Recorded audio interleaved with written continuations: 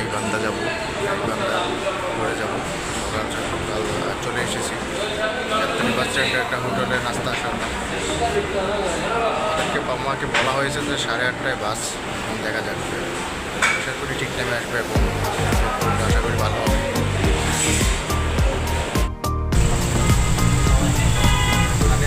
বাস এসে পড়লো, বললাম দেখি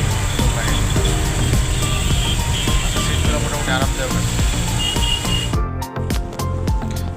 আমাদের বাস এখন যমুনা সেতুতে উঠে পড়লো। যমুনা সেতুটা আসলে অনেক দারুণ। যখনই ঘুরতে যাই যমুনা সেতুর উপরে গাড়ি উঠলে আমি বেশিরভাগ সময় এটা উপভোগ করার চেষ্টা করি। অনেক বড় সেতু, সত্যি অসাধারণ দৃশ্য।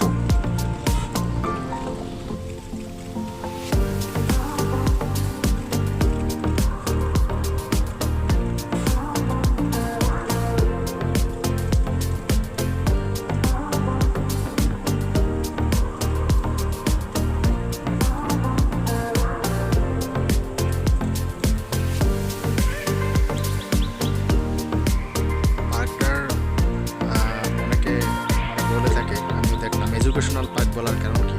এটার কারণ হলে যেখানে বিভিন্ন দেখেন বিভিন্ন বিখ্যাত লোকদের এরকম দেওয়া আছে আর কি, আপনারা দেখলে বুঝতে পারবেন, নাম সহ দেওয়া আছে। এদের পরিচয় সম্পর্কে জানতে পারবেন, কে কোন খাতে অবদান রেখেছে এগুলো সম্পর্কে জানতে পারবেন। তো এই জন্য আর কি পার্কটার নাম সম্ভবত এডুকেশনাল পার্ক রাখা হয়েছে। পার্কটাতে আপনি ঘুরতেও পারবেন, পাশাপাশি এই সম্পর্কে জানতেও পারবেন। তো দারুণ, ভালোই লাগলো। সত্যি পার্কটা অনেক অসাধারণ। এই পার্কে ঘুরতে গিয়ে অনেক কিছু শিখেছি। এখানে অনেক শিক্ষণীয় অনেক বিষয় আছে, আবার পাশাপাশি বিনোদনও পাওয়া যায়। প্রকৃতির সৌন্দর্যে মুড়ানো এই পার্ক সত্যিই অনেক সুন্দর। আমার যথেষ্ট ভালো লেগেছে।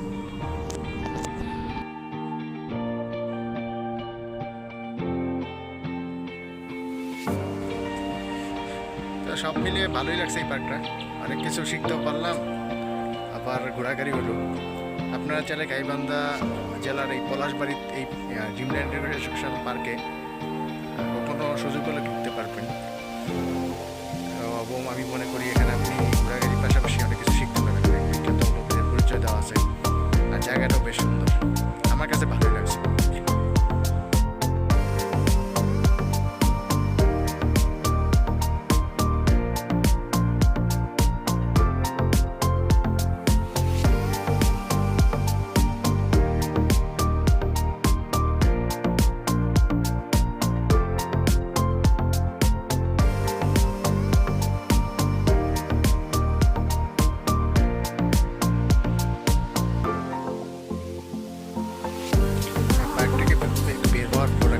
যে এখানে নাকি একটু দেখা জায়গা আছে, এখানে আসলাম।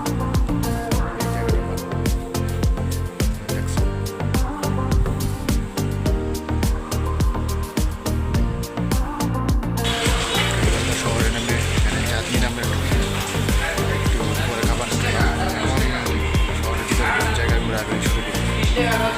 আবার মোটামুটি আচ্ছা, গাইবান্ধা পৌর পার্ক এখানে নাকি জনপ্রিয় পার্ক। এটা আর কি শহরের, মানে শহরে আসলে এই পার্কে শহরে আসতে পারবেন। এখানে আসলাম, পার্কটা মোটামুটি ভালোই আছে, জমজমাট। খুব বেশি বড় না হলেও খুব বেশি ছোট না।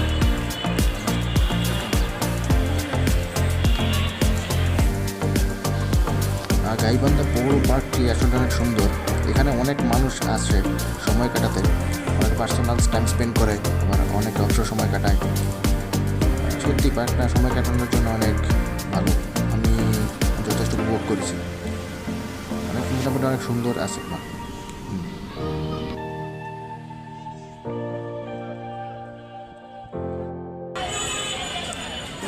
হ্যাঁ, গাইবান্ধা পৌর পার্কটা ভালোই। পার্কটা আর কি খুব বেশি বড় না, আবার খুব বেশি ছোট যে এরকম বলা যাবে না, কিন্তু ঘোরাঘুরি করতে ভালোই লাগে। আমার কাছে ভালোই লাগছে।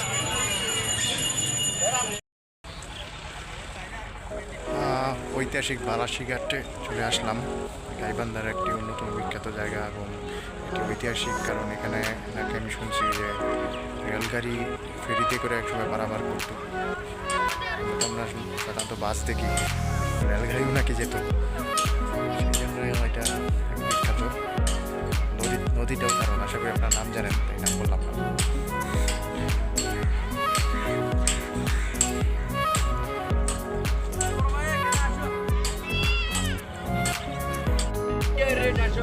ঐতিহাসিক বালাসীঘাটটা সত্যি অনেক অসাধারণ। এখানে নদীর এই সৌন্দর্য মানে আপনি না আসলে কখনো বুঝতে পারবেন না, এখানে আপনাকে আসতেই হবে। মানে প্রকৃতি কতটা সুন্দর এটা আপনি এখানে না আসলে বুঝতে পারবেন না। আমি অনেক উপভোগ করেছি, মানে অসাধারণ বলতে গেলে, দারুণ। আমার খুব ভালো লেগেছে।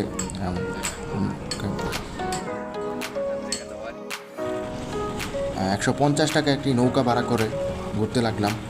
এখানে আসার পর আপনাকে অবশ্যই একটা নৌকা নিতে হবে, নইলে আপনি এটার সৌন্দর্য বুঝতে পারবেন না।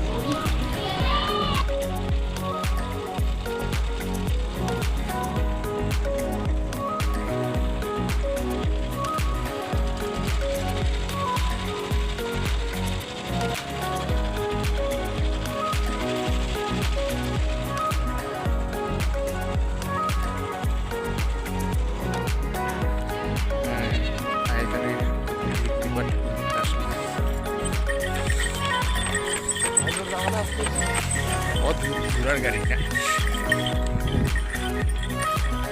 এমনিতে সাধারণত শহরে যে ঘোড়ার গাড়ি দেওয়া যায় এটা অনেকটাই অন্যরকম। এরকম ঘোড়ার গাড়ি দিয়ে ছাড়ার মজাই আলাদা।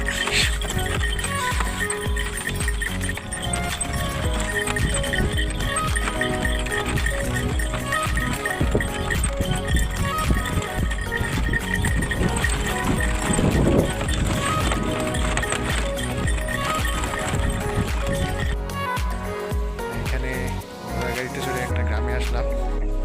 আমার পিছনে যে ঘর বাড়ি, যে ঘর বাড়িগুলো দেখছি এটাও একটা গ্রাম, একটা নদীর পাড়ের চড়া এলাকার মতো। এখানে মানুষ থাকে আর কি, এখানে ক্ষেত আছে, দূরে তো দারুণ পরিবেশটা, আমার কাছে ভালোই লাগছে। একটা ভিন্ন ধরনের অভিজ্ঞতা আর কি এখানে এসে আসা। পিছনে আমার ঘোড়ার গাড়ি দাঁড়িয়ে আছে, এই ঘোড়ার গাড়িতে চড়ে ভালোই লাগলো। আপনারাও চাইলে আসতে পারেন এখানে অবসর সময়, আশা করি অনেক এনজয় করবেন, একটা ভিন্ন ধরনের স্বাদ পাবেন।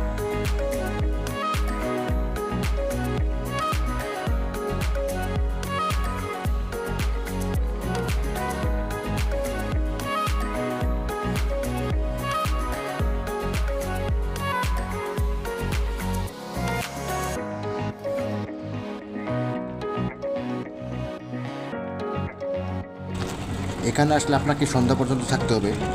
সন্ধ্যা পর্যন্ত না থাকলে আপনি এটার প্রকৃত সৌন্দর্য উপভোগ করতে পারবেন না। মানে সন্ধ্যার সময় অন্যরকম এক প্রকৃতির রূপ ধারণ করে, সত্যি অনেক মনোমুগ্ধকর।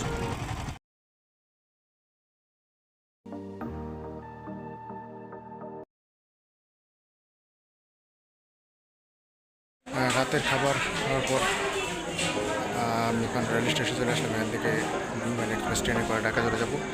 এইভাবে আমার জার্নি শেষ হয়ে গেল। গাইবান্ধাটা আমার কাছে ভালোই লাগছে, আপনারা সুযোগ পেলে আসতে পারেন।